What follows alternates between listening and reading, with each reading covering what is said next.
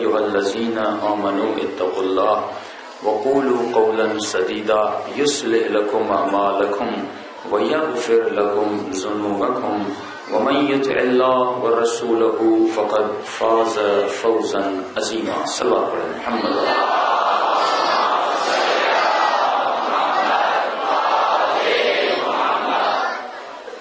اجل فرجم آپ بھول گئے، باور سے بولیں صلوات پڑھیں محمد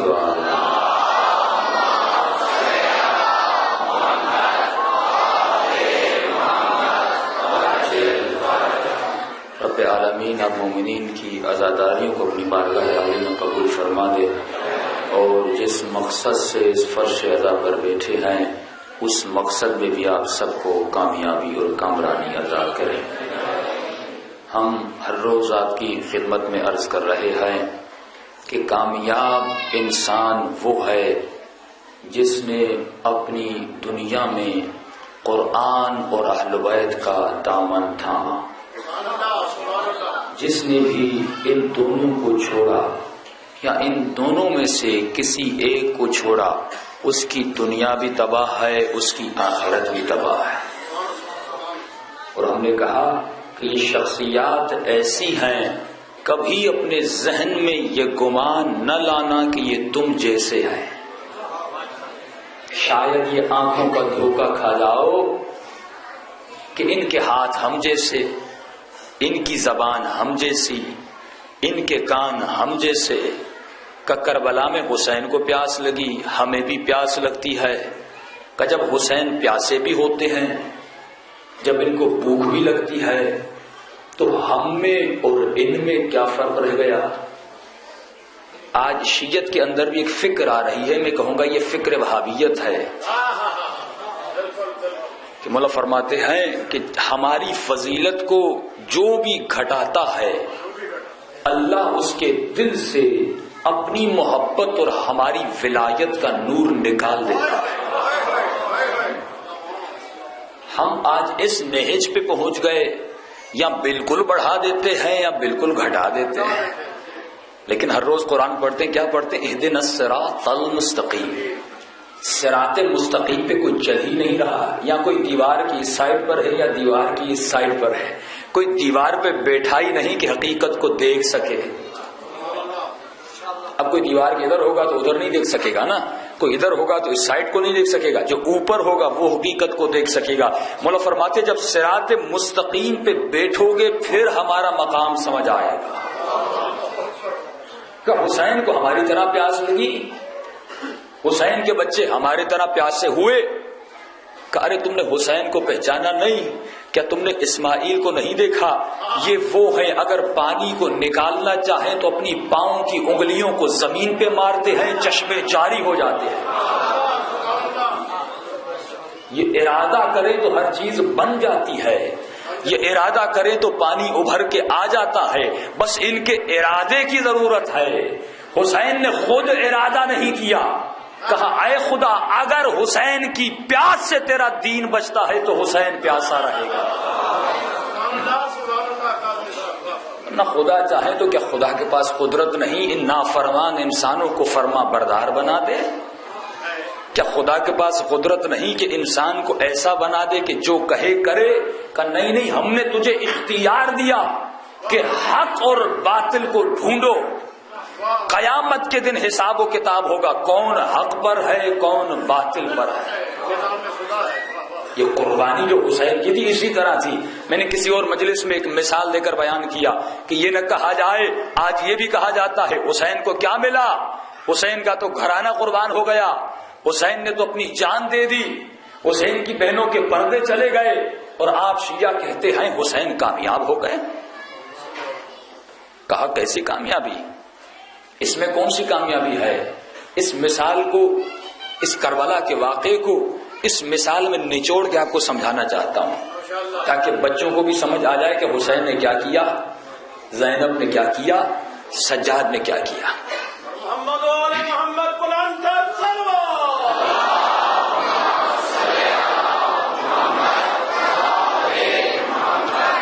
سب سے پہلے اپنے ذہن سے یہ بات مٹا دیں کہ اہل بیت ہم جیسے ہیں۔ جس کے ذہن میں بھی یہ گمان آیا اس نے اہل بیت کی معرفت کو نہیں جانا، کبھی نور ولایت اس کے دل میں آ نہیں سکتا، اور جس کے دل میں نور ولایت نہیں آتا وہ روحانی مراتب پہ بھی نہیں پہنچتا، دنیاوی مراتب پہ بھی نہیں پہنچتا۔ خسرت دنیا والآخرہ۔ اکثر یہ دھوکہ کہتے ہیں کہ انا بشر مثلکم، میں تمہاری طرح بشر ہوں۔ کل میں نے حدیث آپ کے سامنے بیان کی کہ نبی خدا فرماتے ہیں ہم اگر تمہاری طرح بشر ہیں تو ظاہری شکل و صورت میں ہیں، کہ جس طرح تمہاری آنکھیں ہماری بھی آنکھیں، تمہاری زبان ہماری بھی زبان۔ میں نے ممبر کی مثال دی تھی، اگر لوہے کا ہو پھر بھی ممبر، مٹی کا ہو پھر بھی ممبر، سونے کا ہو پھر بھی ممبر، لکڑی کا ہو پھر بھی ممبر۔ ظاہری شکل کا نام ممبر ہے، مٹیریل بدل رہا ہے، نام نہیں بدل رہا۔ کہا بشر نام ہے ظاہری شکل و صورت کا، تم خاکی بشر ہو، ہم نوری بشر ہیں۔ یہ فرق ہے تیرے درمیان اور میرے درمیان، اسی لیے ملتا ہے نبی خدا کی زوجہ جناب ام حبیبہ، ان کے والد گھر پر آتے ہیں، بیٹی سے ملتے ہیں، سلام کرتے ہیں، بستر پر بیٹھنا چاہتے ہیں، بیٹی بستر کو ہٹا دیتی ہے۔ باپ نے کہا بیٹی کیا میں نے تجھے یہ سکھایا تھا؟ کیا نبی کے گھر میں یہ سیکھی ہو کہ باپ کا احترام اس طرح کیا جاتا ہے؟ کیا باپ کا احترام یہ ہوتا ہے کہ تیرے گھر آیا ہوں، بستر پر بیٹھنا چاہتا ہوں، تم نے بستر کو ہٹا دیا؟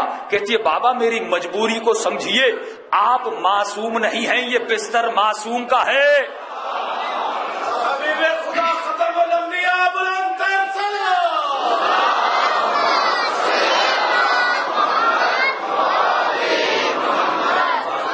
کہ بابا میں کیسے برداشت کروں کوئی غیر معصوم کے بستر پر بیٹھے؟ نبی کی زوجہ مسلمانوں کو پیغام دے رہی ہے غیر معصوم کے بستر پر نہیں بیٹھ سکتا۔ اے مسلمانوں تو غیر معصوم کے ممبر پر کیسے بیٹھ سکتا ہے؟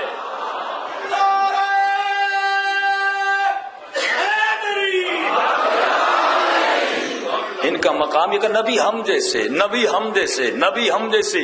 مولا فرماتے ہیں ہم چلتے تمہاری طرح ہیں، دیکھتے بھی ہیں، کھاتے بھی ہیں، لیکن تیرے چلنے میں ہمارے چلنے میں زمین و آسمان کا فرق ہے۔ مثال دیتا ہوں آگے بڑھوں، قبلہ جہاں پر آپ پاؤں رکھتے ہیں، اگر زمین ہو نرم تو زمین پہ آپ کے پاؤں کے نشان پڑ جاتے ہیں، اگر زمین ہو سخت تو پتھر کے نشان آپ کے پاؤں پہ پڑ جاتے ہیں، پتھر پہ نہیں پڑتے۔ ایسا ہے کہ نہیں ہے؟ سخت پتھر پہ چلیں تو پاؤں پہ نشان آ جاتے ہیں، نرم زمین پہ چلیں تو زمین پہ نشان آ جاتے ہیں۔ مولا فرماتے ہم اگر نرم زمین پہ چلتے ہیں تو زمین پہ نشان نہیں پڑتا، ہم اگر نرم زمین پہ چلتے ہیں تو زمین پہ نشان نہیں پڑتا، ہم اگر پتھر پر پڑتے ہیں تو پتھر پر نشان آ جاتا ہے۔ کہ یالی اس کی وجہ کیا ہے؟ پتھر پر نشان، نرم زمین پہ نشان نہیں۔ مولا نے کہا جو ہمارے سامنے خاضع ہو جاتا ہے، جو ہمارے سامنے نرم ہو جاتا ہے، ہم اس پہ کبھی نشان نہیں چھوڑتے، لیکن جو اہل بیت کے سامنے اکڑ جاتا ہے ایسا نشان چھوڑتے ہیں کہ رہ جاتا ہے۔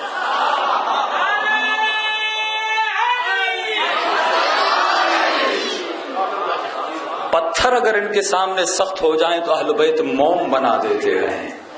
آج مشہد چلے جائیں، حیدرآباد چلے جائیں، مولا کے قدموں کے نشان پڑے ہوئے ہیں۔ یہ وہ پتھر تھے جو سخت تھے، علی نے پاؤں رکھا نرم ہو گئے۔ وہ انسان کتنا سنگ دل ہے کہ علی کا ذکر سنے پھر بھی نرم نہ ہو۔ اسی لیے تو کہا گیا ایسے انسان پہ جہنم واجب ہو جاتی ہے، کبھی اس کو جنت کی ہوائیں نہیں لگیں گی۔ ارے تمہارا جب پسینہ نکلتا ہے تو اتنی بدبو ہوتی ہے کوئی بیٹھ نہیں سکتا۔ اب 10 دن نہ نہائیں تو بدن کی بدبو سے کوئی رہ نہیں سکتا۔ ہمارے چچا فرماتے ہیں کہ جب وہ انگلینڈ جاتے تھے تو آپ کو پتا یہ انگریز جو ہیں کہ خود کو دھوتے نہیں ہیں، ٹیشو پیپر یوز کرتے ہیں، اور یہ بھی اسلام کی نعمت ہے کہ اللہ نے آپ کو پانی سے طہارت کرنے کا سبب سکھایا کہ جو ان کی درسگاہ میں آ گیا آج بھی طاہر ہے، ظاہراً بھی پاک ہے، باطناً بھی پاک ہے۔ لیکن آج وہ اتنی پرفیوم لگاتے ہیں لیکن خود کو صاف نہیں کرتے۔ اب کہتے ہیں کہ انگریزوں میں پرفیوم تو بڑی ہوتے، منہ میں بھی پرفیوم، بغل میں بھی پرفیوم، نیچے بھی پرفیوم، ہر جگہ پرفیوم یوز کر رہے ہیں۔ ایک دفعہ جب جہاز میں بیٹھے تھے، جہاز خراب ہو گیا، اب سارے انگریز بیٹھے تھے، اندر اب آکسیجن بھی نہیں، گرمی لگنے لگی. اب جب سب کے پسینے نکلے گا ایسی بدبو کہ ہماری سانس وہاں پہ گھٹنے لگی. یہ انسان ہے، جب اس کا پسینہ نکلتا ہے کوئی رہ نہیں سکتا، لیکن جب مصطفیٰ کا پسینہ نکلتا ہے تو لوگ تبرکن عطر کے لیے لینے آتے ہیں.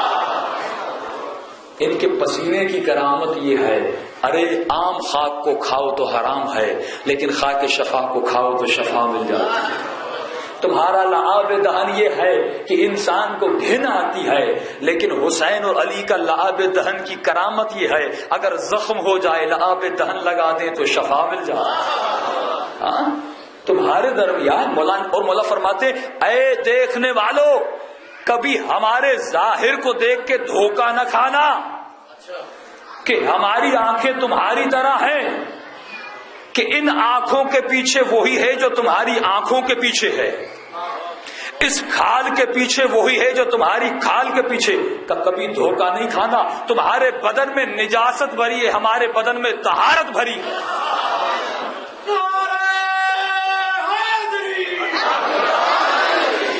کبھی یہ دھوکہ نہیں کھانا کہ ہم تم جیسے ہیں. آج یہ افکار آ گئے ہیں اور شیعوں میں بات پھیلانا چاہ رہے ہیں. قبلہ ایک نقطہ آپ کی خدمت میں بیان کر دوں، یہ بات اپنے ذہنوں میں بٹھا دیں. ہم پاکستانیوں کا ایک مسئلہ ہے. مسئلہ کیا ہے؟ ہم علماء پرس بن جاتے ہیں، ذاکر پرس بن جاتے ہیں. جیسے آپ کسی جنوبی پنجاب میں یا پورے پنجاب میں اگر کوئی عالم اگر تبلیغ کرتا ہے، آپ کو پسند آ گیا، اب آپ بن جاتے ہیں عالم پرست. اب اس کے بعد جو وہ کہے وہ جیسے قرآن کی آیت ہے. ایسے نہیں ہونا چاہیے. کسی ذاکر کو سنا بن کے ذاکر پرست کا. کبھی عالم اور ذاکر پرست نہ بنو، عالم پسند بنو، ذاکر پسند بنو. پسند کرو، اچھی باتیں پسند کرو. پرستش نہ کرو کہ جو یہ کہے صحیح ہے. ہو سکتا ہے 70% صحیح باتیں کرے، 30% غلط کرے. جو باتیں میں بھی کروں، کوئی بھی کرے، کوئی بھی ممبر پر آئے باتیں کرے. اگر میں کوئی بات غلط کر رہا ہوں، آپ دیکھیں قرآن میں اس کی مخالفت ہوئی ہے، حدیث معصوم مخالفت ہے. کل میرے پاس آ جائیں قبلہ یہ آپ نے غلط کہا ہے، یہ حدیث میں نہیں ہے، یہ قرآن میں نہیں، آپ کہاں سے کہہ رہے ہیں؟ یہ آپ کا حق ہے، آپ کا جاننا حق ہے. کیونکہ جو میں باتیں کر رہا ہوں آپ کے ذہن میں جاری ہے. کل انہی باتوں سے انسان کا ایمان بنتا ہے. ہو سکتا ہے ایمان بنے بھی، ایمان بگڑ بھی جائے. اسی لیے عالم پسند بنیے، ذاکر پسند بنیے. دیکھیے اچھی بات کر رہے لے لیں. مصائب کے حوالے سے مجھ سے سوال ہوئے. پہلی محرم کو جناب صغرا کا میں نے مصائب پڑھا. سوال کیا گیا، بعض علماء کہتے ہیں کہ ایسا مصائب ہے ہی نہیں، آپ نے کیسے پڑھ دیا؟ پھر وہی بات، ہم بن گئے عالم پرست. جس عالم نے کہا نہیں، ہم اس کی بات کے پیچھے لگ گئے کہ نہیں ہے. بھائی اب جو پڑھ رہے ہیں جناب صغرا کا مصائب، انہوں نے کہاں سے سنا ہے؟ اپنے ذہن سے تو نہیں نکالا نا. ہم بھی کس علماء کے سنتے جا رہے ہیں. دیکھیے مصائب کے حوالے سے ایک فارمولہ بتا دوں جو علماء فرماتے ہیں کہ آپ کو تشخیص ہو جائے کون سا مصائب صحیح ہے، کون سا مصائب غلط ہے. صلوات پڑھیں محمد علیہ.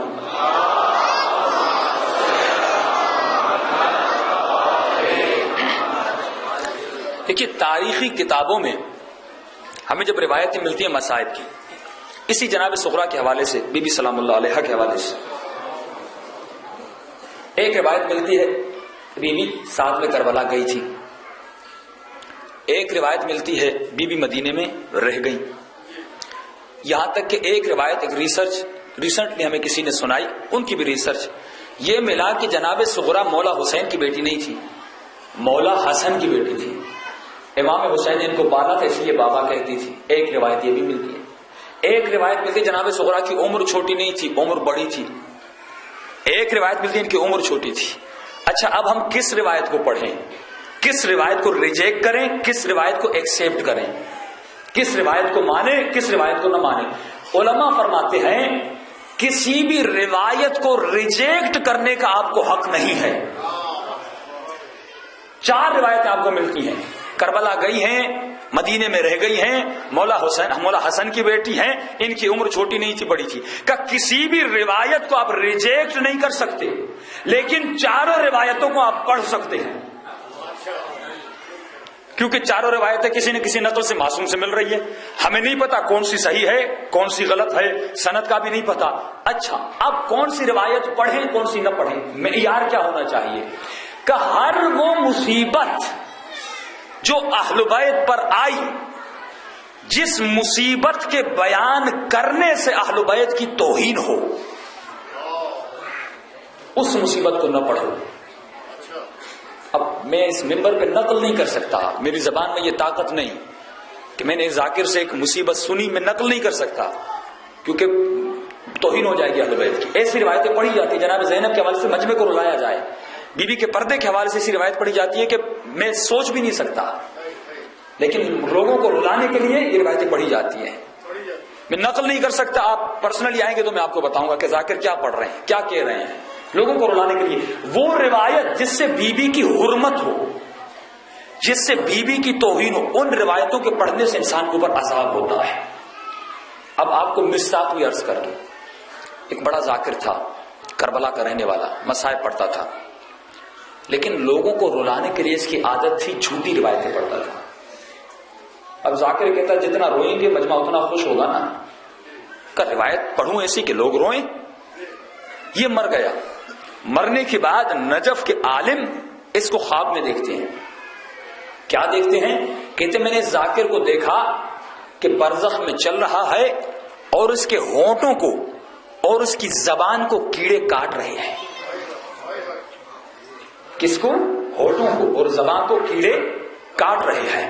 کہ میں نے اس سے پوچھا برزخ میں تمہاری حالت یہ کیسے ہے؟ تو تو ذاکر حسین تھا، تو تو حسین کی مجالس کو پڑھنے والا تھا، کیا ہوا کہ تیری زبان کو کیڑے کاٹ رہے ہیں؟ کہ میری عادت تھی، میں جان بوجھ کے جھوٹی روایتیں پڑھتا تھا، جو روایت تھی نہیں لیکن میں اسے پڑھتا تھا. ہاں اس کا عذاب بھی اتنا ہے کوئی جھوٹا پڑھے، لیکن میں نے کہا 4 روایتیں پائی جاتی ہیں، آپ چاروں کو پڑھ سکتے ہیں لیکن کسی کو رد نہیں کر سکتے. کسی کی تحقیق ہے، عوام میں لاتا ہے، میں نے یہ تحقیق کہ ٹھیک ہے اس کی تحقیق ہے، لیکن اب جناب صغرا گئی تھی نہیں گئی تھی، اس سے ہمارا ایمان نہ بڑھے گا نہ ہمارا ایمان کم ہوگا. لیکن اہل بیت پہ گریہ کرنے سے ایمان بھی بڑھے گا، آخرت بھی بنے گی. بھائی اس سے تو انکار نہیں، ان کے اوپر مصیبتیں آئی ہیں، اور یہ اس بات سے بھی انکار نہیں کر سکے کہ کائنات میں جتنی ان کے اوپر مصیبتیں آئی ہیں کسی کے اوپر مصیبتیں نہیں آئی. جتنا ان کے اوپر گریہ کیا جائے اتنا کم ہے. تو خدا را روایتوں کے انتخاب میں، روایتوں کے سننے میں کسی ایک کے پیچھے نہ لگیے، وہ اس کی تحقیق ہے، وہ اس کے لیے محفوظ ہے. لیکن میں نے کہا 4 روایتیں موجود ہیں، ہمارے اساتذہ اس روایت کو پڑھتے ہیں، علماء اس روایت کو پڑھتے ہیں. مثال دوں آپ کو، شام جتنے مومنین زیارت پہ گئے ہیں انشاءاللہ رب العالمین دوبارہ بھی آپ کو زیارت نصیب فرمائے. جناب سکینہ کے روزے پہ سکینہ نہیں لکھا ہوتا، لکھا ہوتا ہے بی بی رقیہ. کیا لکھا ہوتا ہے؟ بی بی رقیہ. فرماتے کربلا میں 2 بیبیاں تھیں، ایک کا نام جناب رقیہ تھا، ایک کا نام جناب سکینہ تھا. سکینہ کی عمر بڑی تھی، جناب رقیہ 4 سال کی تھی. پاکستان میں ہم جناب سکینہ کے جب مصائب پڑھتے ہیں تو کہتے ہیں 4 سال جناب سکینہ. ایران میں یہی جناب سکینہ کے جب مصائب پڑھتے ہیں تو جناب رقیہ کے نام سے پڑھے جاتے ہیں. پھر عراق میں یہی جناب سکینہ کا نام لے کے مصائب پڑھے جاتے ہیں کہ یا سکینہ کہتے ہیں. دیکھیے دونوں روایت، ایک ملک میں کسی طرح، ایک ملک میں کسی طرح. کسی ایران کے عالم نے یہ احتجاج نہیں کیا بھائی آپ اس طرح کیوں پڑھتے ہیں، وہ اس طرح کیوں پڑھتے. کہا ہمیں دونوں روایتیں ملتی ہیں، کیونکہ روایتوں میں اختلاف ہے. مولانا نے فرمایا آپ کسی روایت کا انکار نہیں کر سکتے، لیکن 4 روایتوں کو آپ پڑھ سکتے ہیں، اس میں کوئی حرج بھی نہیں ہے. سب آپ پڑھیں محمد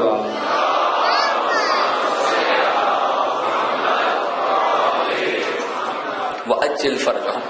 اب چلیے لوگ کہیں کہ بھائی کربلا کیا مقصد، کربلا کا کیا فائدہ؟ حسین تو شہید ہو گئے، بچوں کو کٹوا دیا، بی بی زینب قیدی ہو گئی، سر سے رضا اتر گئی، کیا فائدہ؟ آپ کہتے ہیں حسین جیت گئے، حسین جیت گئے. ہمارے عالم دین اچھی مثال دیا کرتے تھے کہ دیکھو اس طرح مثال دے کے آپ کو سمجھانا چاہوں گا کہ کربلا میں حسین نے کیا کیا. کہ یہ تو حسین کو پتا ہے میں مرنے والا ہوں، یہ تو خودکشی ہے، یہ تو سوسائڈ ہے. کسی آدمی کو پتا ہے کہ آگے موت ہے اور جا رہا ہے. اور بعض مولوی یہ بھی کہتے ہیں، امریکہ میں ایک مولانا نے ٹی وی پہ غلطی میں اس کی زبان سے یہ نکل گیا کہ حسین نے سوسائڈ کیا، علیہ اللہ کی لعنت ہو اس پہ. اب اس کی مثال دو. مثال اس طرح ہے کہ ایک ٹرین پٹڑی سے آ رہی ہے بڑی تیز رفتار میں، کچھ لوگ اس ٹرین کو پٹڑی سے گرانا چاہتے ہیں. اب کہتے ہیں ٹرین کو کس طرح پٹڑی سے گرایا جائے؟ کہ پٹڑی کو کاٹ دو، ٹرین جیسے گزرے گی ٹرین کیا ہو جائے گی؟ گر جائے گی. اب کچھ لوگ وہ ہیں جو اس ٹرین کو بچانا چاہتے ہیں، کہتے ہیں ٹرین بھی بچ جائے، ٹرین میں سوار جو ہیں وہ بھی بچ جائیں، لیکن کہتے ہیں ہمارے پاس ٹائم نہیں ہے، اگر ٹائم کو چھوڑا تو ٹرین پٹڑی سے گزرے گی، پٹڑی ٹوٹی ہوئی ہے، ٹرین کلٹی کر جائے گی، جتنے لوگ سوار ہیں مر جائیں گے، اب کا ٹائم نہیں ہے، 2-3 منٹ میں ٹرین آنے والی ہے۔ ان میں سے ایک ان کا سردار ہے، چند لوگ ہیں، ایک ان کا سردار ہے، وہ کہتا ہے میں ٹرین کی پٹڑی پہ کھڑا ہو جاتا ہوں، ٹرین جب آئے گی مجھے دیکھے گی، مجھے دیکھ کے رک جائے گی، اگر میں نہیں بچا، ٹرین مجھے لگ گئی، میں نہیں بچا، تو ٹرین والوں کو بتا دینا میں نے خودکشی نہیں کی، ان کو بچانے کی کوشش کی۔ سمجھ میں آ رہی نا میری بات؟ مثال دے کے سمجھا رہا ہوں کہ ٹرین والوں کو بتا دینا کہ تم پٹڑی پہ نہیں آؤ، تم باہر کھڑے رہو، میں پٹڑی پہ کھڑا ہوتا ہوں، ٹرین کو بچانے کی کوشش کر رہا ہوں، کہ جب ٹرین والے بچ جائیں انہیں کہنا کہ میں نے خودکشی نہیں کی، میں نے تمہیں بچانے کی کوشش کی۔ اب جب ٹرین بچ گئی، جو ساتھ میں کھڑے ہوئے تھے انہوں نے کہا یہ جو مر گئے انہوں نے خودکشی نہیں کی، تمہیں بچانے کی کوشش کی، ایک ایک کو بتانا میں نے خودکشی نہیں کی، میں نے تمہیں بچانے کی کوشش کی۔ علماء فرماتے ہیں جو ٹرین آ رہی ہے یہ ہے اسلام۔ سمجھ میں آ رہا نہیں آ رہا؟ یہ جو ٹرین آ رہی ہے کیا ہے؟ یہ ہے اسلام۔ جو ٹرین میں سوار ہیں وہ ہے ناداں مسلمان، جو ٹرین آ رہی ہے وہ ہے اسلام، جو ٹرین میں سوار ہے وہ ہے ناداں مسلمان۔ جو اس ٹرین کو بچا رہے ہیں اس کا نام ہے حسین ابن علی، کربلا کے شہداء جو ٹرین کو بچا رہے ہیں، اور جو ٹرین والوں کو پیغام دے رہی ہے کہ حسین نے تجھے بچایا، وہ ان کا نام ہے جناب زینب، ان کا نام ہے زین العابدین۔ بی بی بچی بازار میں گئی، اس لیے نہیں گئی، اس طرح نہیں گئی۔ جب دربار یزید میں جناب زینب کھڑی ہوتی ہے، بی بی خطبہ پڑھتی ہیں، مولا علی کا رسول کا ایک پرانا صحابی تھا جس کو کسی جنگ میں ایک تیر لگا تھا، دونوں آنکھوں سے نابینا تھا، جیسے کانوں پہ زینب کی آواز پڑی، اس نے کہا اے مسلمانوں، علی تو 20 سال چلے گئے، 20 سال بعد علی کی آواز میں کون بول رہا ہے؟ کہ علی تو چلے گئے، اب میرا سوال یہ ہے کہ بی بی زینب کا آواز مردانہ تھا کہ یہ کہنا کہ علی کی آواز میں بول رہی ہے؟ کہ نہیں، کہ کون ہے جو علی کے لہجے میں بول رہا ہے؟ بی بی کی فصاحت وہی تھی جو نہج البلاغہ کی فصاحت تھی۔ کہا یہ کون ہے جو فصاحت اور بلاغت علی میں کلام کر رہا ہے؟ جب اس کو پتا چلا کہ علی نہیں ہے، یہ علی کی بیٹی زینب ہے، جب اسے پتا چلتا ہے نا کہ اسی وقت اپنی تلوار نکالتا ہے، کہتا اے مسلمانوں تمہاری غیرت کہاں چلی گئی کہ نبی کی نواسی دربار میں آ کر بول رہی ہے؟ اس کو وہیں پہ شہید کر دیا۔ بی بی زینب کا مقصد ضائع نہیں گیا، اور یہ خطبہ میں نے کسی اور مجلس میں پڑھا تھا، یہاں بھی پڑھ دوں، بڑے نورانی جملے میرے بی بی زینب کے، جب بھی جائیں یہ کربلا کے خطبے پڑھیں، یہ معجزے جب آپ دیکھیں گے تو آپ کا ایمان بھی بڑھے گا، آپ کی قوت ارادہ بھی بڑھے گی۔ بی بی زینب جاتی ہے، مولا سجاد خطبہ دینا چاہتے ہیں، یزید بٹھا دیتا ہے، کہتا میں خطبہ دینے نہیں دوں گا، قدرت میں تھا نا۔ میں کہتا ہوں تصور کیجئے، آج حسین ہو رہا ہے، آپ کو تصور نہیں ہے، آپ سمجھ رہے ہیں مولا حسین کی جس طرح آج شان بلند اس زمانے میں اسی طرح تھا، وہاں اس وقت کچھ بھی نہیں تھا، ہاتھوں میں ہتکڑیاں ہیں، پاؤں میں بیڑیاں ہیں، یہ حالت تھی، سر کے بال کھلے ہوئے ہیں، پورا سر سفید ہے، اب بی بی کھڑی ہوئی ہے، مولا سجاد کو یزید بٹھا دیتا ہے، بی بی زینب کھڑی ہوتی ہے، کہتی ہے بیٹا سجاد میں خطبہ دیتی ہوں تاکہ تیرے خطبے دینے کا ماحول بن جائے۔ یزید بی بی کو بٹھانا چاہتا ہے، کہتا ہے اس مزدور کو بٹھا دو۔ جو ساتھ میں فوجی کھڑے تھے، یزید کے ساتھی کھڑے تھے، انہوں نے کیا کہا یزید یہ تو خاتون ہے، اس سے کیا ڈرنا، اس کے ہاتھوں میں ہتھکڑیاں، اس کی کمر جھکی ہوئی، اس سے کیا ڈرنا۔ وہ نہیں سمجھ رہے تھے، لیکن یزید کو پتا تھا یہ علی کی بیٹی ہے، اگر یہ بولے گی دربار کا ماحول بدل جائے گا۔ بی بی نے بڑے جملے بولے، بی بی نے بولا یزید کیا اتنا ظلم کر کے تیرا دل بھر گیا؟ کیا تیرا دل بھرا کہ نہیں بھرا؟ کہ یزید اور بھی ظلم کرنا چاہتا ہے تو کر دے، جتنا تو ظلم کرنا چاہتا یزید کر لے، لیکن یزید یہ جان لے اللہ کی قسم زمین و آسمان مل کے ہم کو قاتل کرنا چاہے، ہمارے ذکر کو چھپانا چاہے، پھر بھی ہمارا ذکر نہیں چھپے گا۔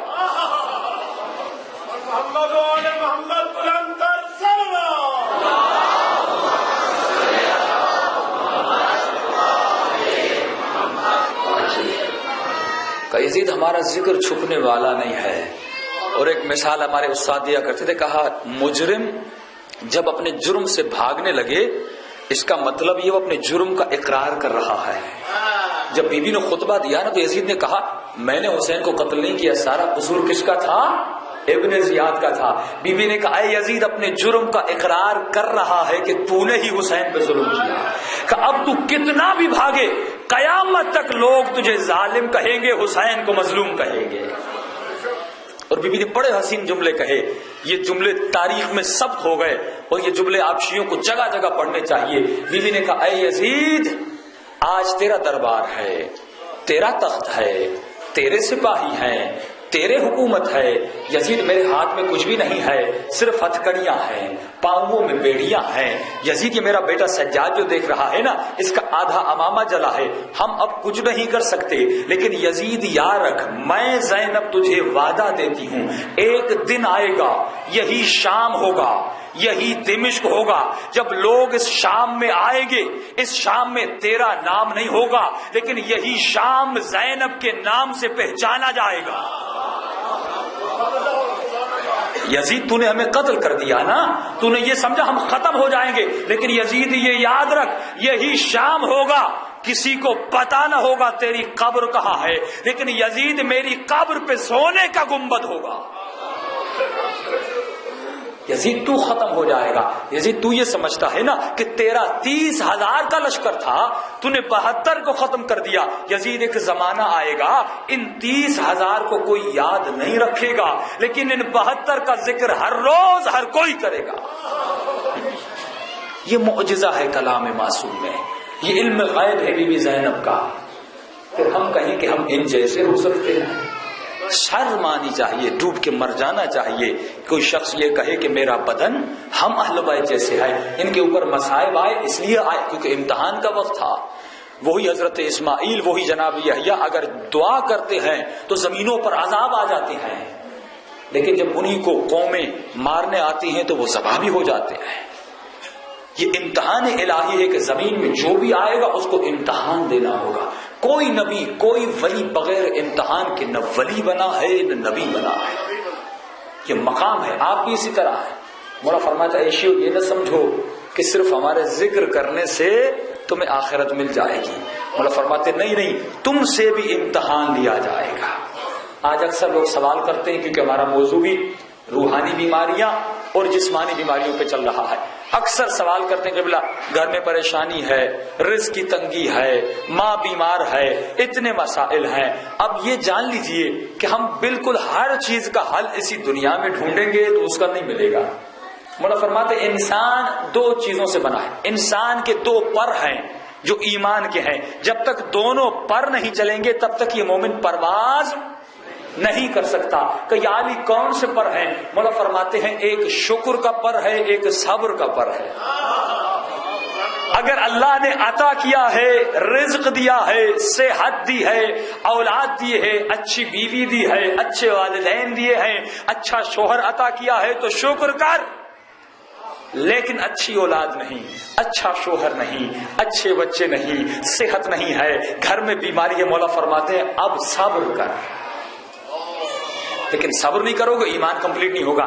آج اکثر مومنین پریشانیوں میں ہم سے یہ پوچھتے ہیں آپ ایک وسیلہ بتائیے، کوئی دعا بتائیے۔ ہاں دعائیں اثر کرتی ہیں لیکن امتحان بھی انسان لیتا ہے۔ مولا فرماتے ہیں انسان بعض گناہ ایسے ہیں جن کی وجہ سے تیرے وجود میں بیماریاں آتی ہیں، بعض گناہ ایسے ہیں جن کی وجہ سے تمہارے رزق میں تنگی آتی ہے۔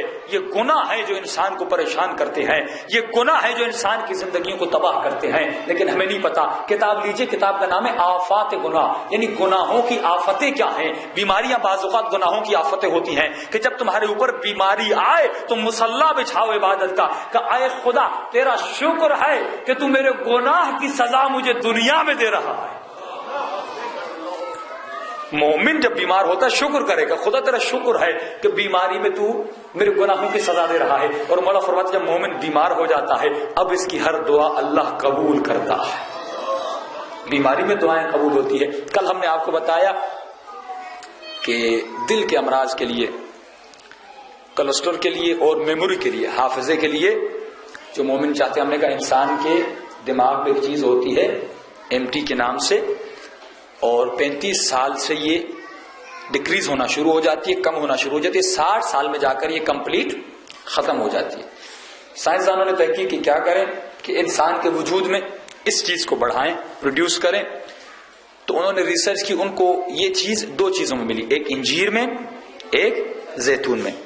پھر انہوں نے کہا کہ ہم ریشو نکالیں کہ دن میں کتنے کھائیں کہ یہ بڑھاپا ہمارا رک جائے، کولیسٹرول ختم ہو جائے. میموری جو ہماری حافظہ، بڑھاپے میں انسان کا حافظہ کمزور ہو جاتا ہے، کوئی چیز یاد نہیں رہتی. کیا کریں کہ حافظہ بڑھے، بڑھاپا انسان کے اوپر نہ آ پائے اور انسان کی عمر بڑھے، صحت و سلامتی بڑھے. تو انہوں نے کہا یہ 2 چیزیں ہمیں ایک انجیر میں ملی، ایک زیتون میں. کتنا کھائیں؟ ریشو نکالا، کہا دن میں 7 زیتون 1 انجیر. اور ہم نے کہا الازہر کے ڈاکٹر طاہا نے ریسرچ کی، انہوں نے دیکھا پورے قرآن میں 7 مرتبہ لفظ زیتون استعمال ہوا، 1 مرتبہ لفظ انجیر استعمال ہوا. کس کا معجزہ؟ قرآن کا. مولا فرماتا ہے انسان سورہ عبس میں فَلْيَنْظُرُ الْإِنسَانُ إِلَىٰ طَعَامِهِ، اے انسان جب تو کھانا کھائے تو اپنے کھانے کی طرف دیکھ کے کھا. میں نے کل کہا کہ کیا ہم آنکھیں بند کر کے کھاتے ہیں؟ ہر انسان بھائی دیکھ کے ہی کھاتا ہے، پلیٹ میں کیا ہے، دال ہے، مرغی ہے یا مچھلی ہے، دیکھ کے کھاتے ہیں نا. مولا سے پوچھا مولا دیکھ کے کھائیں کیا مطلب؟ مولا فرماتے دیکھو کہ اپنے پیٹ میں کیا ڈال رہے ہو. ہم آج نہیں پتا کیا کھا رہے. کل میں نے مرچی کی مثال دی کہ اگر کسی عرب کو مرچی کھلا دیں تو وہ کہے گا آپ اس کے دشمن ہیں، زبان جلنے لگی. لیکن ہم اتنی مرچی مزے سے کھاتے ہیں کہ انسان جس بھی چیز کو چاہے اپنے وجود میں ڈیولپ کر سکتا ہے. جو عادتیں انسان آپ ڈیولپ کرتے ہیں، ایک چیز آپ کو نہیں پسند لیکن جتنا آپ کھائیں گے وہ آپ کی عادت میں تبدیل ہو جائے گی، آہستہ آہستہ پسند آنا شروع ہو جائے گی. اب یہی مرچی السر کی بیماری لاتی ہے، لیکن کیونکہ بچپن سے کھاتے ہوئے آ رہے ہیں اور یہ مائیں بچوں کو مرچیاں کھلا رہی ہیں. اور یہ مسالوں کی میں نے مثال دی، ہلدی کی میں نے مثال دی. ہلدی میں اینٹی بائیوٹک ہے. جو کھانے میں زیادہ ہلدی استعمال کرتے ہیں وہ روز اپنے بدن کو اینٹی بائیوٹک دے رہے ہیں، نقصان دے رہے ہیں. روز نہیں کھانا پڑتا. یہی لونگ کی میں نے مثال دی، اس کے 25 سائیڈ افیکٹ ہیں. مولا فرماتا ہے انسان فَلْيَنْظُرِ الْإِنسَانُ إِلَىٰ طَعَامِهِ، دیکھو کہ کیا کھا رہے ہو. آج انٹرنیٹ کی طاقت آپ کے پاس موجود ہے، جو جو چیزیں کھا رہے ہیں اس کے سائیڈ افیکٹ دیکھیں. اور یہ تحقیق جب اس جیپنیز نے دیکھی، قرآن کی اس نے معجزہ دیکھا، جس نے کہا لا الہ الا اللہ محمد رسول اللہ، اسلام کو لا دیا. آج ایک دوسری بیماری آپ کی خدمت میں عرض کریں، لیکن پھر وہی کروں گا کہ اپنی عادتوں کو نکالیے. دیکھیے پچھلے زمانے میں ہم گھوڑوں پہ چلتے تھے، اونٹوں پر چلتے تھے. آج ترقی ہو گئی، ہم گاڑی پہ بھی سفر کر رہے ہیں، موٹر سائیکل بھی آ گیا. لیکن جو عادتیں اونٹوں والے زمانے میں تھیں آج بھی وہی اونٹوں والے ہی ہیں. ہم وہ نہیں نکلی. اتنی میں نے کل مثال دی تھی نا کہ ایک صاحب کے گھر گئے، انہوں نے مچھلی پکائی، مچھلی کا جو پچھلا حصہ تھا وہ پلیٹ سے نکال لیا. بھائی کیوں نکالا؟ کہ دادی اماں نکالا کرتی تھی. بھائی دادی اماں غریب تھی، پلیٹ چھوٹی تھی، اب تمہارے پاس پلیٹ بڑی ہے تو پوری مچھلی کو پلیٹ میں رکھو. تو وہی عادت، ابا یہ کرتے تھے، دادا یہ کرتے تھے، اماں یہ کرتی تھی. بھائی اماں مکمل عالم تو نہیں تھی نا. آج ریسرچ کا دور ہے. مولا فرماتے اطلب العلم من المہد الى، ہم صرف سمجھتے صرف دینی علم حاصل کریں تو کافی. مولا فرماتے ہیں ہمارا شیعہ وہ ہے جو اپنی دنیا کو بھی بناتا ہے، اپنے دین کو بھی بناتا ہے. ہمارے افراط و تفریط ہے، مکمل دینداری. دنیا کو چھوڑ دیا، گھر کو چھوڑ دیا، نہ بیوی کو توجہ دی، نہ بچوں کو توجہ دی. اکثر تنظیمی جو لوگ ہیں کراچی میں، اکثر یہاں تو شکایت نہیں آئی، وہاں شکایت آتی تھی خواتین کی. اس کا شہر کسی تنظیم میں ISO ہے، JSO ہے، IO ہے، مختلف تنظیمیں مومنین کی جو خدمت کرتے ہیں، کہ اب یہ صبح سے لے کے شام تک نکل جاتے ہیں، مہینوں کے مہینے گھر نہیں آتے. اب دیکھیں یہ بھی غلط ہے. دین کا کام بھی اس میں بھی بیلنس ہونا چاہیے. بیوی کو بھی وقت دینا ہے، باہر بھی مومنین کو وقت دینا ہے. میں نے آپ کو فارمولہ بتایا، اپنے 24 گھنٹوں کو 4 حصوں میں تبدیل کریں. 6 گھنٹے بنائیں اپنے امر معاش کے لیے، 6 گھنٹے اپنے کاروبار کے لیے نکالیں، 6 گھنٹے نکالیں اللہ کی عبادت کے لیے، 6 گھنٹے نکالیں دین کی تعلیم کے لیے، 6 گھنٹے نکالیں اپنے گھر والوں کے لیے. دن تقسیم ہو گیا. اب یہ ہے مکمل عبادت۔ میں کہا پل صراط پر چلیں گے، چوکیاں بنی ہوئی ہیں۔ میں نے کس کی مثال دی؟ مختار ثقفی کی مثال دی جو مولا کا اتنا چاہنے والا تھا۔ اس طرح 6 گھنٹوں میں اپنے دن کو تقسیم کریے، ہر کسی کا حق آپ سے پوچھا جائے گا۔ اگر میں ممبر پر اچھی تبلیغ کر رہا ہوں، اگر میں اپنی بیوی کو ٹائم نہیں دوں گا، اپنے بچوں کو ٹائم نہیں دوں گا، تو قیامت میں مجھ سے پوچھا جائے گا۔ انسان سے سوال ہوتا ہے، مثقال ذرۃ خیرا یرا مثقال ذرہ، آپ جو گندی چیزیں کھا رہے ہیں، اپنے بدن کو نقصان دے رہے ہیں، یہ بھی قیامت میں سوال ہوگا۔ خدا کہے گا اس چیز کا نقصان تھا، تو نے کیوں اپنے بدن کو نقصان پہنچایا؟ شرعاً حرام ہے۔ اب یہ مسالے، شان مسالے جتنے آپ کھاتے ہیں، آپ کو پتا ہے یہ کہاں بنتے ہیں؟ اگر آپ ان کو بنتے ہوئے دیکھیں تو آپ کبھی نہیں کھائیں گے۔ یہ کراچی میں گلیوں میں بنتے ہیں، چھوٹے چھوٹے بچے ان کو نالیوں کے کنارے پہ بیٹھ کے ان کی پیکنگ کرتے ہیں، اور وہیں پہ کبھی ناک میں ہاتھ ڈال رہے ہوتے ہیں، کبھی کہاں کھجلی کر رہے ہوتے ہیں، اور آپ پیکنگ کے ماشاءاللہ مسالے کھا رہے ہیں، بدن کو نقصان دے رہے ہیں۔ اور میں نے کہا کہ کویت میں ڈاکٹر نے ای فارمولا، جو ہم نے آپ کے درمیان یہ کاغذ تقسیم کیا، اس پہ PhD کی اس نے۔ انگلینڈ میں فیملی تھی، 3 بچوں کو، تینوں کو کینسر تھی، 2 بچے ابھی ریسنٹلی مر گئے، ایک بچہ بیچارہ بچا ہوا ہے۔ اس نے ریسرچ کی کہ کینسر ہوتی کیوں ہے، پہلے زمانے میں نہیں تھی۔ اس نے کہا یہ جتنے ای فارمولا تھے، چاہے حلال ہو یا حرام ہو، اگر انسان ان کا استعمال زیادہ کرے تو ان کی وجہ سے کینسر ہوتا ہے۔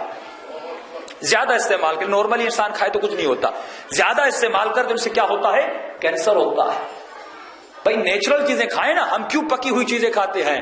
اب بزنس مین ایک تاجر ہے، وہ ایک چیز بناتا ہے، چپس بنا رہا ہے، بسکٹ بنا رہا ہے، وہ تو کہتا ہے میں پیسے کماؤں، میری چیز کم از کم 2 سال مارکیٹ میں پڑی رہے، اس کے بعد ایکسپائر ہو، تو وہ اپنی چیزوں کی عمر کو بڑھانا چاہتا ہے۔ تو آج یہ اپنی چیزوں کی عمر کو بڑھا رہے ہیں، انسانوں کی عمر کو گھٹا رہے ہیں، ایسے کیمیکل ڈال کے۔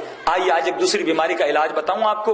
اکثر لوگوں نے کہا بھی، اور یہ بیماری بہت پائی بھی جاتی ہے، اکثر آپریشن اس بیماری کی وجہ سے کیے جاتے ہیں، اکثر خواتین میں یا وہ علاقے جن میں نمکین پانی ہے، نمی والا پانی ہے، وہاں پہ یہ بیماری زیادہ پائی جاتی ہے۔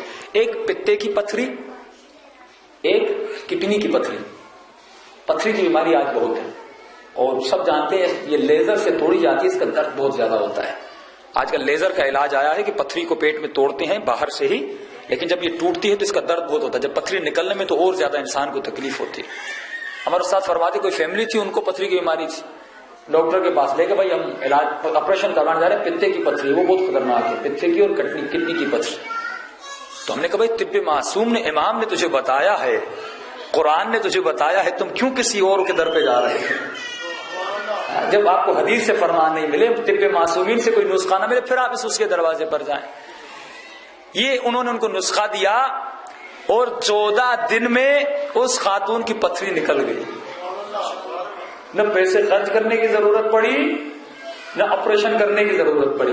کیا علاج ہے؟ اسی سورہ قرآن مجید میں والتین، زیتون کا نام آیا ہے۔ اس زیتون کے بڑے فوائد ہیں، اس کی بڑی شفا ہے۔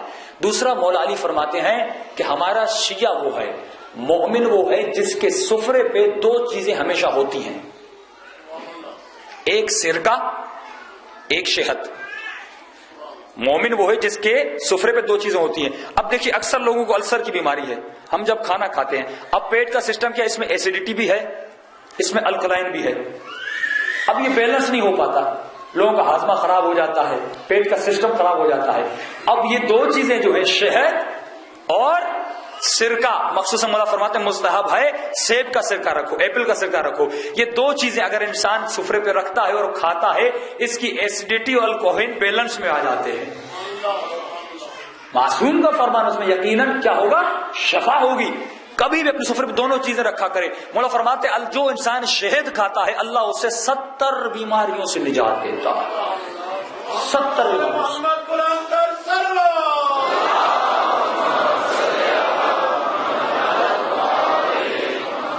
وہ اجل فرجو، ہم اس سائڈ پہ نہیں جاتے بھائی، یہ بھی طب معصوم ہے۔ جس طرح مولا نے دنیا پہ زور دیا، اسی طرح آخرت پہ زور دیا کہ ربنا آتنا فی الدنیا حسنہ وفی الآخرۃ حسنہ، اے خدا ہماری دنیا کو بھی آباد بنا، آخرت کو آباد بنا۔ تو خمینی کہتے ہیں عقل سالم در بدن سالم است، سالم عقل سالم بدن میں ہوتی ہے، بدن سالم ہو عبادت میں بھی مزہ آئے گا، بدن سالم ہوگا عزاداری میں مزہ آئے گا۔ اب کسی گھٹنوں میں درد ہے، مجلس میں بیٹھ کے بیچارہ بیٹھ نہیں سکتا، گھٹنوں میں درد ہو جاتا ہے، کسی کے معدے میں درد ہے، السر ہے، بیچارہ کوئی اچھا کھانا نہیں کھا سکتا۔ اب دیکھیں 2 طرح کے لوگ ہیں کہ مولا علی گئے قبرستان میں سلمان کو لے کر، مولا نے کہا سلمان ان مردوں سے پوچھو کہ ان کے موت کی وجہ کیا ہے. قبروں میں سوئے ہوئے لوگوں سے پوچھو کہ ان کے موت کی وجہ کیا ہے. کہ مولا پوچھوں گا, پوچھو کہ ایک مردے کو قبر سے اٹھایا, پوچھا گیا کہ تمہاری موت کی وجہ کیا ہے. کہ ہم سب جو مر گئے ہیں پیٹ کی وجہ سے مرے ہیں. اپنے کھانے کا لقمے کا خیال نہیں. مولا فرماتے 2 لقمے حرام سے جو شخص اپنے پیٹ کو بچاتا ہے اللہ اسے 2 لقمے, زیادہ نہیں, 2 لقمے حرام سے جو خود کو بچاتا ہے اللہ اسے 20,000 رکعت نماز مستحب کا ثواب دیتا ہے.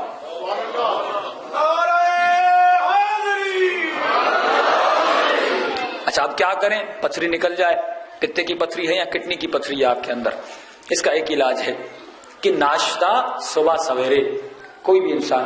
مومنین نے کہا کہ یہاں پہ زیتون نہیں ملتا لیکن زیتون کا تیل ہر جگہ فراہم ہے, آپ ملتان سے بھی لے سکتے ہیں, میں نے تو دیکھا ہے پاکستان میں ہر جگہ ملتا ہے.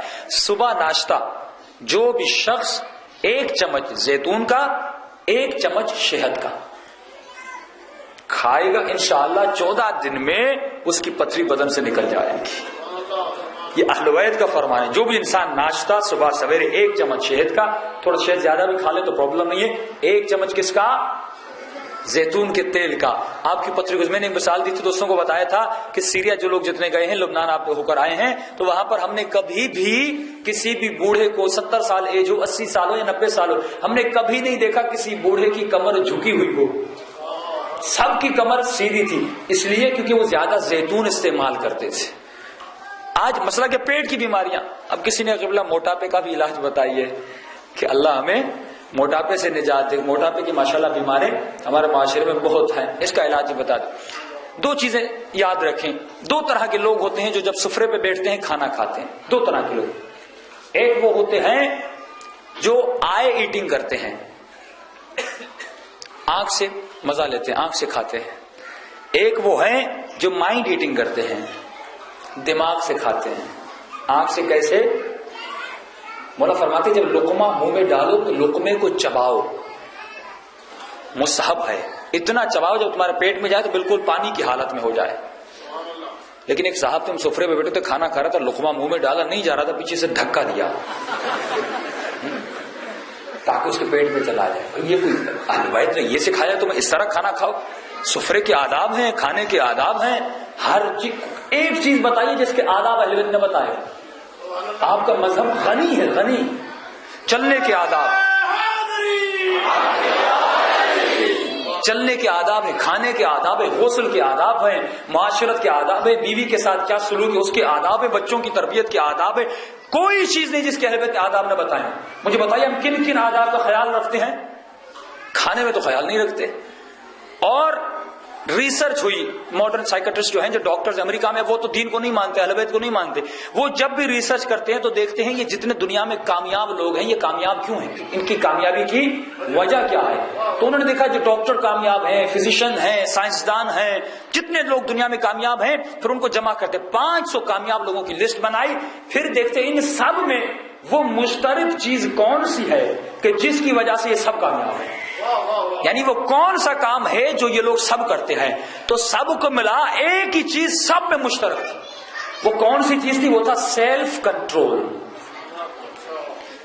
جو مولا علی بار بار سکھا رہا ہے, جو رسول خدا بار بار سکھا رہے ہیں. سیلف کنٹرول یعنی کیا؟ یعنی خود پہ کنٹرول, اپنے خیال پہ کنٹرول, اپنے بدن پہ کنٹرول, اپنے ہاتھ پہ کنٹرول. جب سفرے پہ بیٹھ جائے تو ہر چیز سامنے آئے, ہاتھ کو نہ بڑھائے, پہلے دیکھے مولا کیا فرماتے ہیں,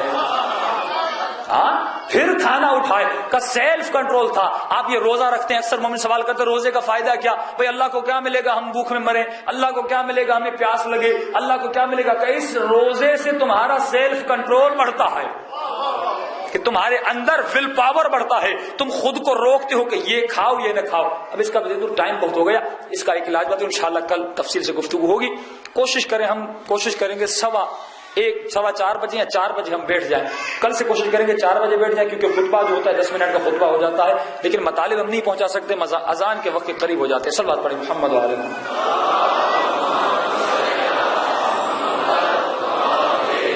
کل کوشش کریں 4 بجے جائیں. انشاءاللہ کل سے ہم 1.5 گھنٹے کی مجلس پڑھیں گے تاکہ جتنا نچوڑ ہے مطالب ہیں سب آپ کو مل جائیں، روحانی بیماریوں کے حوالے سے بھی، جسمانی بیماری کے حوالے سے. موٹاپے کا آپ کو علاج بتا دوں، آیت اللہ دست غیب ایک علاج بتاتے، بڑا اچھا علاج ہے.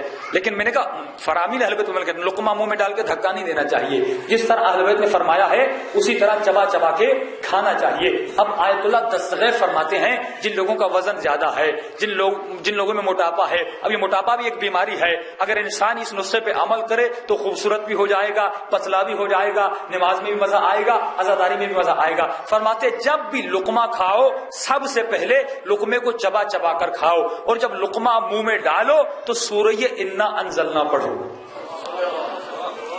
منہ میں لقمہ ڈال کے کیا پڑھو؟ سورہ انا انزلنا پڑھو. کہ جب سورہ انا انزلنا ختم ہو اس کے بعد دوسرا لقمہ اٹھاؤ. اور آج کل کے ڈاکٹر حضرات فرماتے ہیں، آپ کسی سے پوچھ لیں کہ خدا نے یہ جو انسان کا ڈائنوگنوسٹک سسٹم بنایا ہے اور انسان کا جو نروس سسٹم ہے، آپ کا جو نروس سسٹم ہے، جب آپ لقمہ کھاتے ہیں، مولا فرماتے ہیں جب تک پیٹ مکمل بھرا نہیں، اب بھوک کا احساس ہے تو کھانے سے اپنے ہاتھ کو چھڑا لو. کس کا فرمان ہے؟ علی کا فرمان. کب فرمایا؟ 1400 سال پہلے. آج کے ڈاکٹر کہتے ہیں کہ آپ جو بھی کھانا کھاتے ہیں آپ کے دماغ کو رپورٹ 10 منٹ بعد میں پہنچتی ہے کہ آپ کا پیٹ بھر گیا ہے.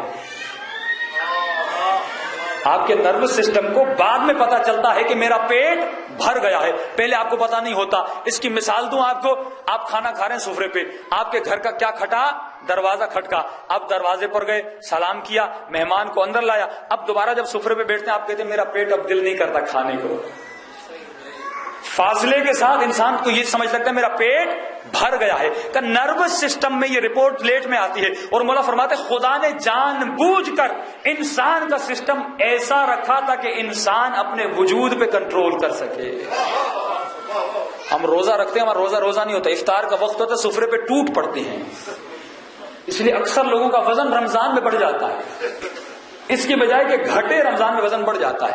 اس لیے مولا فرماتے روزے کے وقت گرم پانی سے افطار کرو تاکہ معدے میں پیٹ تمہارا بھر جائے. اس کے بعد تھوڑا سا کھانا کھاؤ اور جتنی تھوڑی سی جگہ ہو اس سے کھانا چھوڑ دو. اب چھوڑ دو گے تمہارے اس کے بعد پانی کی جگہ بھی رہے گی، گیس کی جگہ بھی رہے گی. لیکن اب بھر کے کھائیں گے پھر نہ پانی کی جگہ ہوگی نہ پیٹ میں کوئی ہوا رہے گی. تو اہل بیت کے فرامین ہیں، اے انسان فلینظر الانسان الی طعامہ، اے انسان اپنے طعام کو دیکھو. جب طعام کو دیکھو گے پھر روح کو بھی لذت ملے گی اور جسم کو بھی لذت ملے گی. اسی وجہ ہے کہ ہمارے علماء آیت اللہ بہجت، آیت اللہ امام خمینی، آیت اللہ بروجردی، سب کی عمریں دیکھیں 80 سال سے اوپر تھی.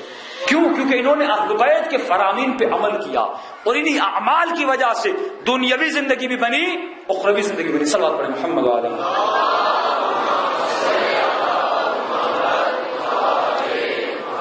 انشاءاللہ آج ایک اعلان کر دیں، یہ مولا کی کتاب ہے.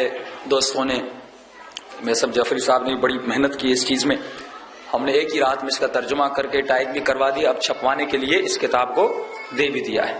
یہ ہے استغفار، مولا علی کی مجرب اور معجزے آور استغفار ہے. کہ مولا فرماتے ہیں ایک عرب مولا کے پاس آیا، کہنے لگا مولا 1 سال گزر گیا، میرے گھر میں تنگی ہے، پیسہ نہیں، رزق نہیں، دولت نہیں. مولا بڑا پریشان ہو. امام فرماتے ہیں اگر ہر روز جمعہ، جب بھی جمعہ آئے 70 مرتبہ اگر اس استغفار کو پڑھو گے، اللہ کی قسم تمہارے گھر میں پیسہ بھی آ جائے گا، رزق بھی آ جائے گا، اولاد بھی بڑھ جائے گا.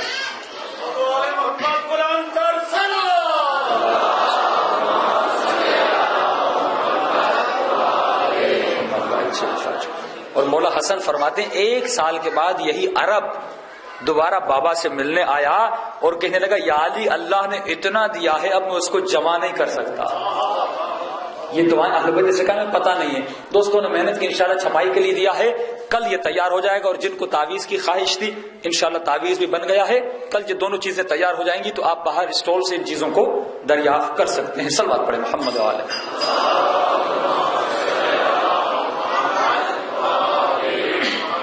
اجل فرجم. یہ گھرانہ بڑا کریم گھرانہ ہے. بس ضرورت ہے انسان ایک بار خلوص دل سے، ٹوٹے ہوئے دل سے سر کو فقیروں کی طرح جھکا کر ان کی دربار میں جو بھی مانگے یہ عطا کر دیتے ہیں. یہ ان کا وعدہ ہے. آیت اللہ گل پائگانی فرماتے ہیں کہ میں 40 سال مولا رضا کے حرم میں گیا.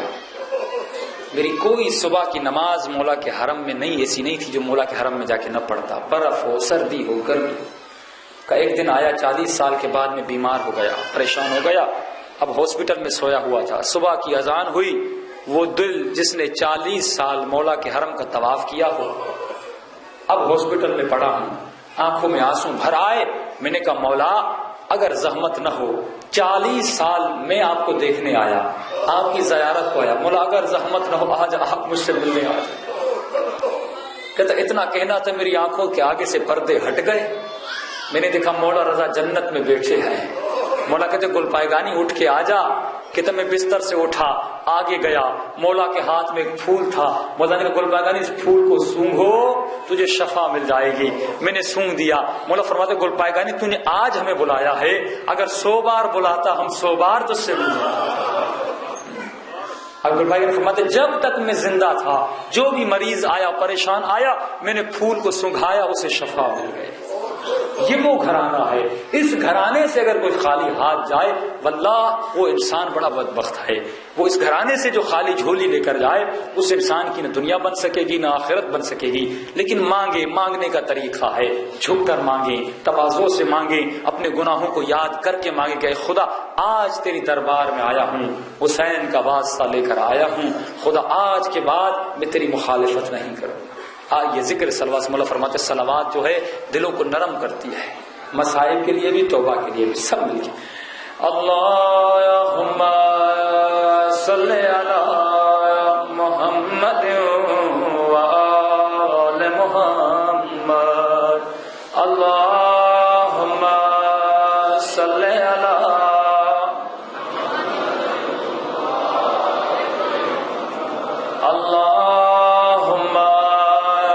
صلی علی محمد اللہم صلی علی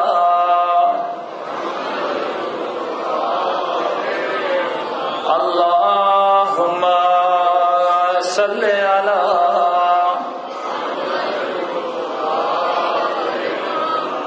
میرے اللہ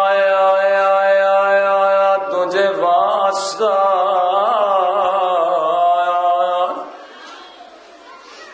اس ننھے سے شہید کا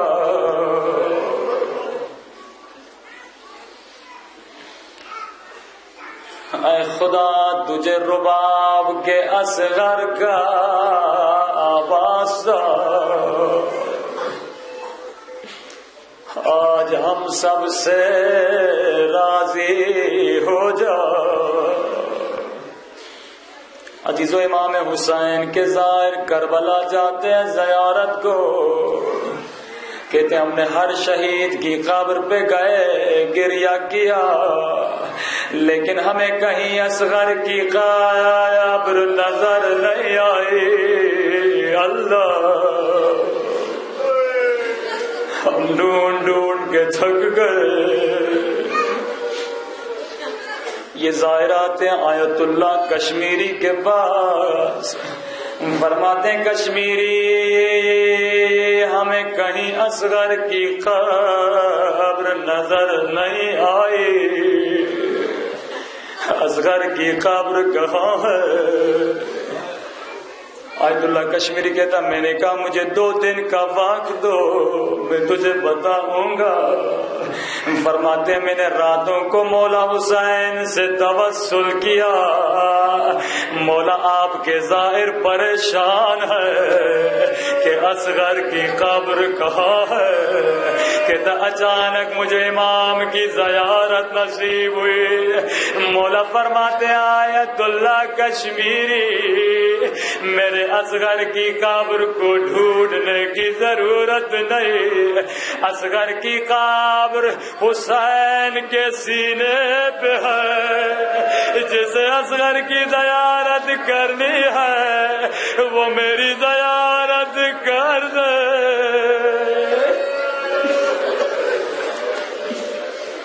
خدا تجھے حسین کی اصغر کا واسطہ۔ عزیزو عاشور کا دن آیا، حسین نے کربلا کے میدان میں آواز دی، حل من ناصر ینصرنا، کوئی ہے جو حسین کی آواز پہ آواز دے۔ جناب رباب فرماتی ہیں اچانک اصغر نے خود کو جھولے سے گرا دیا، کتے میں دوڑتی ہوئی آقا حسین کے پاس گئے۔ میں نے کہا مولا آیا جب سے آپ نے فریاد کی ہے اصغر بڑا بے چین ہے، اللہ جانے میرے بچے کو پیاس لگی ہے۔ مولا حسین نے کہا رباب بچے کو دے، شاید ملعونوں کو شرم آ جائے، شاید ملعون بچے کو پانی پلا دے۔ حسین نے اصغر کو اٹھایا۔ فوج یزید کہتی ہے ہم نے سمجھا حسین قرآن کو لا رہے ہیں۔ کیا فرماتے مولا حسین؟ مولا فرماتے اے فوج یزید، تمہاری اگر دشمنی ہے تو مجھ سے ہے، میرے 6 مہینے کے بچے نے تیرا کیا بگاڑا؟ فوج یزید کہتی ہے حسین تجھے پیاس خود لگی ہے، بہانہ بچے کا آیا بنا رہے ہو۔ ایک مرتبہ مولا حسین کو جلال آیا، کہا اصغر حجت خدا کے بیٹے ہو، حجت تمام کرو۔ ایک مرتبہ اصغر نے اپنی خشک زبان نکالی، اپنے ہونٹوں پہ پھر یہ منظر جیسے فوج یزید نے دیکھا زار و قطع رونے لگی۔ ابن سعد نے کہا حرملہ جلدی کر، حسین کے کلام کو قطع کر کہیں فوج میں انقلاب نہ آ جائے۔ یا ملعون نے تیر اٹھایا، نشانہ لیا، لیکن ہاتھوں سے تیر گر گیا۔ دوبارہ تیر چلانا چاہا، تیر گر گیا۔ ابن سعد نے کہا حرملہ کیا حسین سے ڈر گیا یا اصغر سے ڈر گیا؟ حرملہ کہتا ابن سعد میں حسین سے نہیں ڈرا، لیکن جب تیر چلانا چاہتا ہوں تو کیا دیکھتا ہوں، ایک کالے برقعے میں بیوی ہے، کہہ رہی حرملہ میرے بچے نے تیرا کیا بگاڑا؟ ملعون کہتا میں تمہارے آنکھوں پہ پٹی باندھتا ہوں تو تیر کو چلا دے۔ عزیز و ملعون نے آنکھوں پہ پٹی باندھی، ملعون کی آنکھیں بند تھی۔ راوی کہتا ہے ملعون نے وہ تیر اٹھایا جس تیر سے گھوڑوں کو گرایا جاتا تھا، جس تیر کا وزن اصغر کے وزن سے زیادہ تھا۔ یہاں تیر کا چلنا تھا، تیر اصغر کے گلے کو پار کر کے چلا۔ انشاءاللہ عاشور کے دن آپ ایک عمل کریں گے، 7 قدم آگے جاتے ہیں، 7 قدم پیچھے جاتے ہیں۔ یہ حسین کی سنت ہے۔ بچے کو ہاتھ پہ لیا، کہا خیموں میں جاؤں تو کس طرح سے جاؤں، رباب کو کیا بتاؤں گا؟ 3 مرتبہ مولا آگے بڑھتے ہیں، مولا پیچھے آتے ہیں۔ مولا خیمے کے پیچھے جاتے ہیں، تلوار کو نکالتے ہیں، اصغر کو دفن کرتے ہیں۔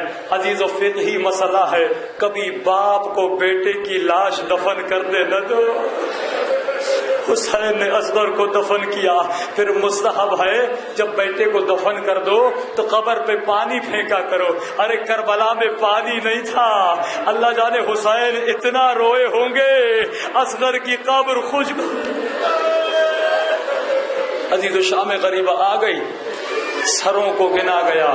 راوی کہتا ہے 70 سروں کو گنا گیا، 71 سر بھی مل گئے، لیکن ایک سر کم تھا۔